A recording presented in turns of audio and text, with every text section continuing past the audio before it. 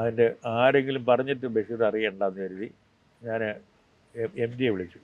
ഈ വേറൊരാളുടെ കഥ എടുക്കുന്നതിൻ്റെ ഒരു ചലഞ്ച് എന്തായിരുന്നു? അപ്പോൾ എനിക്ക് ബഷീറിനെ ക്രിയേറ്റ് ചെയ്തേ ഒക്കുള്ളൂ. അതായിരുന്നു ഏറ്റവും വലിയ ചലഞ്ച്.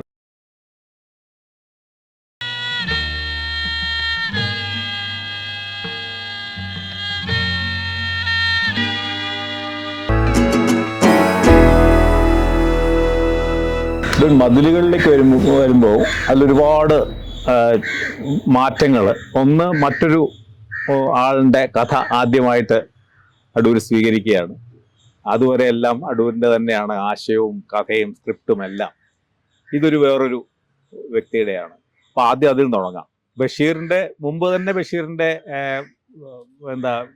പുസ്തകങ്ങളുടെ അല്ലെങ്കിൽ ബഷീറിൻ്റെ വർക്കുകളുടെ വളരെ ക്ലോസ് ആയിട്ട് ഫോളോ ചെയ്തിട്ടുള്ള ആളാണ് അടൂര്. അതിൻ്റെ അദ്ദേഹത്തിനോട് വളരെ ഇഷ്ടമുള്ളതാണ്.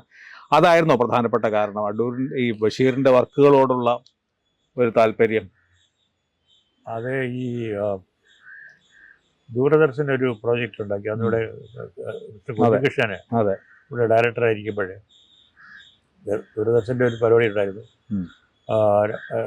കേരളത്തിൽ നിന്ന് 2-3 ഡയറക്ടേഴ്സെ കൊണ്ട് പിന്നെ ദൂരദർശൻ ഫൈനാൻസ് ചെയ്തിട്ട് പടം എടുപ്പിക്കുക പരിപാടിയില്ല.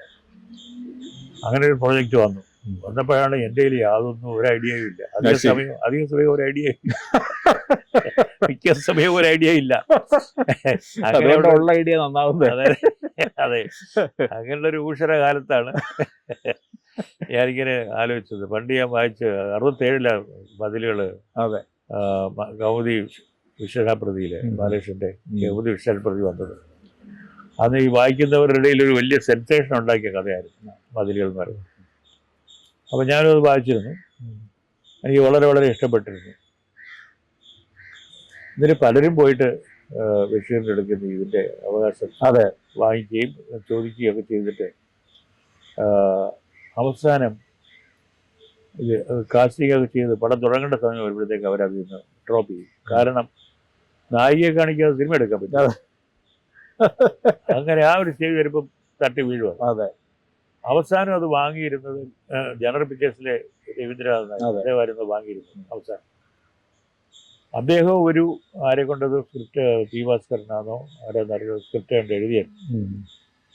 അപ്പോൾ രവിവർമ്മയെ കൊണ്ട് ക്യാമറ ചെയ്യിക്കാനായിട്ടായിരുന്നു ഐഡിയ.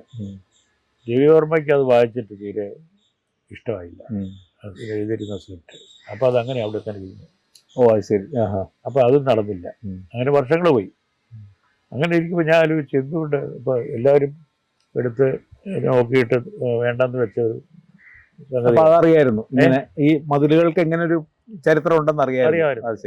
എനിക്ക് രവിവർമ്മയൊക്കെ പറഞ്ഞറിയാം. രവിവർമ്മ ഒരു സ്ക്രിപ്റ്റ് എഴുതിയിരുന്നു അതിനെക്കുറിച്ച്. അദ്ദേഹം എഴുതിയില്ല.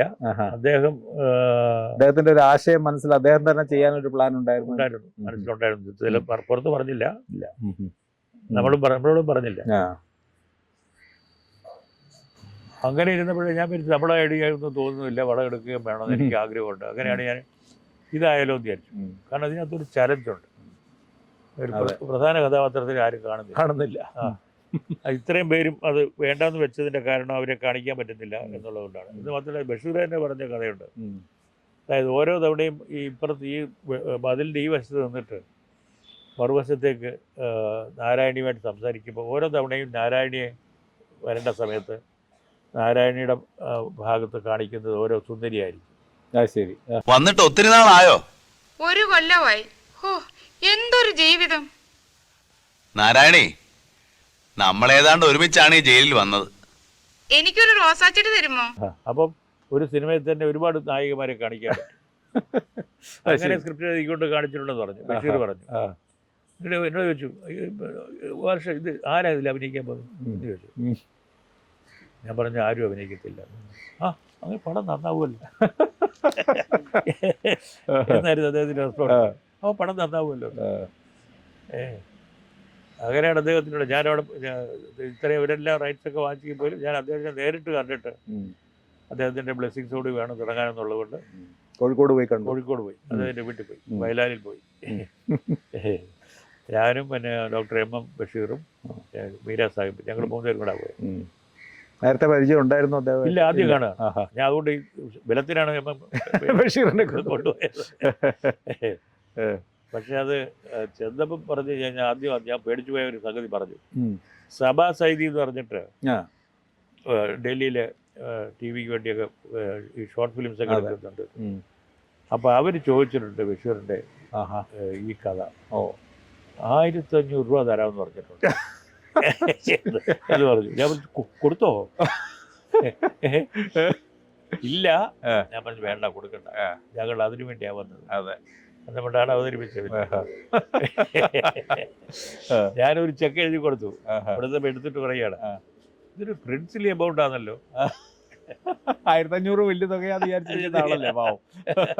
ഞാൻ പറയാതെ അതിൻ്റെ ഒരു ലാളിത്യമൊക്കെ. അതെ, എനിക്ക് എന്നെ സംബന്ധിച്ചുള്ള സിനിമ എടുത്തതൊന്നും അല്ല, ഇത്രയും വലിയൊരു മനുഷ്യനെ പരിചയപ്പെട്ടു. അദ്ദേഹത്തിൻ്റെ അടുത്ത സ്നേഹം, വളരെ അടുത്ത നമ്മളോട് ഉള്ളൊരു സ്നേഹം എന്ന് പറയുന്നത് സമ്പാദിക്കാൻ കഴിഞ്ഞു പറഞ്ഞാൽ എൻ്റെ ഒരു വലിയ ജീവിതത്തിലെ വലിയ അനുഗ്രഹമായിട്ട് ഞാൻ ഇപ്പോഴും കരുതുന്നത്.